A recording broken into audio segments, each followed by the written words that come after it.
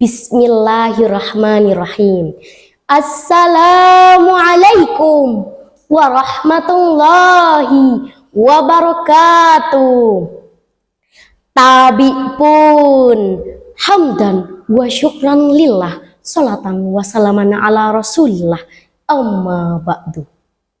Yang saya hormati Dewan Juri yang arif lagi bijaksana, serta seluruh teman-temanku dimanapun Anda berada yang dirahmati Allah Subhanahu wa Ta'ala.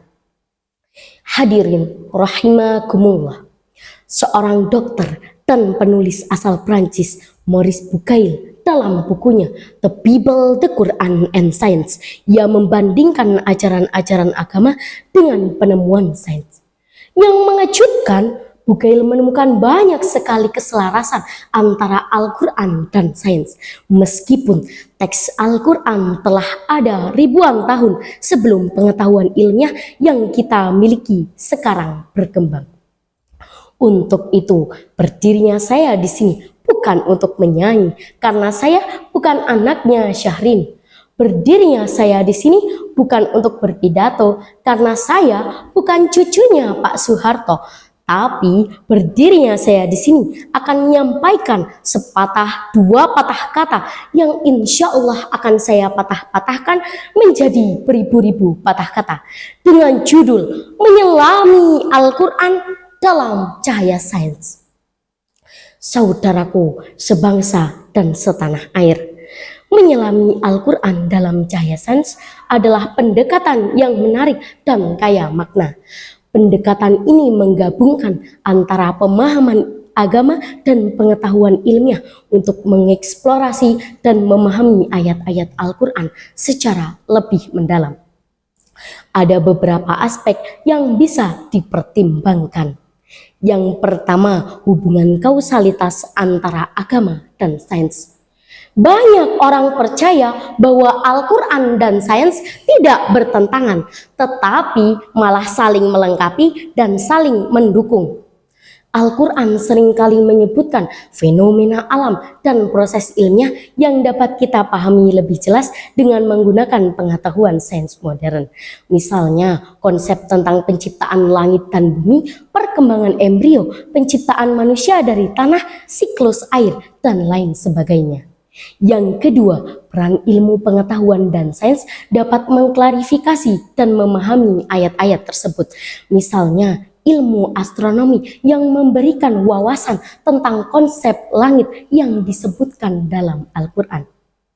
Yang ketiga, evolusi dan penciptaan. Beberapa orang mengkaji hubungan evolusi dan narasi penciptaan dalam Al-Quran. Diskusi ini seringkali melibatkan interpretasi ayat-ayat tertentu untuk memahami apakah ada keselarasan antara pandangan ilmiah dan keyakinan agama. Saudaraku, kemudian timbul pertanyaan, bagaimana Al-Quran menjelaskan asal-usul alam semesta? Apakah penjelasan ini bisa dikaitkan dengan teori-teori ilmiah modern? Seorang fisikawan, Stephen Hawking, menjawab, secara ilmiah kita memiliki teori Big Bang yang menyatakan bahwa dulunya alam semesta bermula dari ledakan yang sangat besar hingga menciptakan ruang dan waktu. Dan ketika kita melihat ayat-ayat Al-Quran seperti surah Al-Anbiya ayat 30 yang berbicara tentang langit dan bumi yang dulunya satu kesatuan sebelum dipisahkan, dan saya melihat ada keselarasan dengan teori ini. Saudaraku sebangsa dan setanah air, dari uraian tadi dapat kita tarik kesimpulan, Al-Quran dan sains bukanlah dua hal yang saling bertentangan, melainkan saling melengkapi.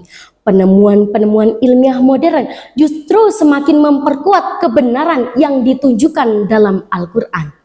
Oleh karena itu, penting bagi kita untuk terus menggali ilmu baik dari sisi agama maupun sains agar kita semakin memahami kebesaran Allah Subhanahu wa Ta'ala dan segala ciptaannya.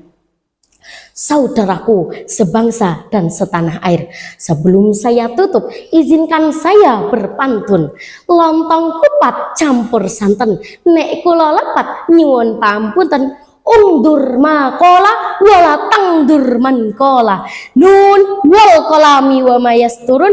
Wassalamualaikum warahmatullahi wabarakatuh.